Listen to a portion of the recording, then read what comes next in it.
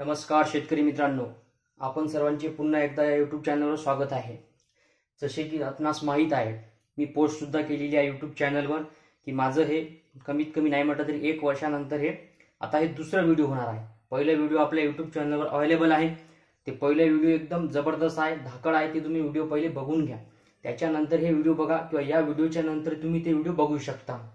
आपलं कमबॅक म्हणजे रिटर्न आपण काऊन आलो आहे ते जाणून घेण्यासाठी आणि काही लोक आपले जुने जे सबस्क्रायबर आहेत त्यांची खूप इच्छा होती की आपण या टॉपिकवर व्हिडिओ बनाव, दुसऱ्या टॉपिकवर आपण व्हिडिओ बनवू नये, म्हणजे दुसरीकडे आपलं मन वळलं होतं। परंतु आता हे मन इकडेच शेतकऱ्यांच्या विकासासाठी, शेतकऱ्यांच्या धोरणासाठी, शेतकऱ्यांच्या योजनेसाठी पुन्हा एकदा आपण शेतकऱ्यांसाठी या यूट्यूब चॅनलवर हजर झालेलो आहोत। तर व्हिडिओ स्टार्ट करण्याच्या अगोदर माझी आपण सर्वांना एक आदरपूर्वक नम्र विनंती आहे की आपण सर्वांनी या चॅनलला सबस्क्राइब करून घ्यावे, प्रत्येक व्हिडिओला लाईक करावे आणि प्रत्येक शेतकऱ्यांच्या ग्रुपमध्ये आपले व्हिडिओ गेले पाहिजे, जेणेकरून त्यांना समजलं पाहिजे त्यांच्यासोबत काय धोका होत आहे किंवा त्यांच्यासोबत कोणत्या प्रकारचे षडयंत्र हे राजकारणी लोक करत आहेत। राजकारणाचा आपण थोडा भाग काऊन टाकतो, कारण की राजकारण आपल्याला जन्मापासूनच राजकारणाची आवड आहे किंवा त्या स्वरूपात आपल्याला माहिती अगोदरच माहीत होऊन जाते। कारण की आपण पहिलेच सांगितलं होतं, काय सांगितलं होतं आपण तुम्हाला की ही जी पीक विमा योजना आहे 1 रुपयात देण्यात येणारी एक फुकटाची पीक विमा योजना लवकरच बंद होणार। कारण की ती योजना चालूच करण्यात आली होती जेव्हा सरकारला वाटत होतं की आपलं सरकार धोक्यात आहे। त्या कारणासाठी पुन्हा निवडणुकीत निवडून येण्यासाठी, तमाशे करण्यासाठी, लाडक्या बहिणींचे खिसे भरण्यासाठी, शेतकऱ्यांचे खिसा चोरून ते पैसे लाडक्या बहिणींना देण्यासाठी, खरंच पैशाची गरज कोणाला आहे? विकास पुरुष देश म्हणजे प्रधान पुरुष, शेतकरी पुरुष, शेतकऱ्यांना पैशाची गरज, त्यांची मेहनत खूप जास्त आहे आणि तशा प्रकारचं हे धोरण मला चुकीचं वाटत आहे शेतकऱ्यांसाठी।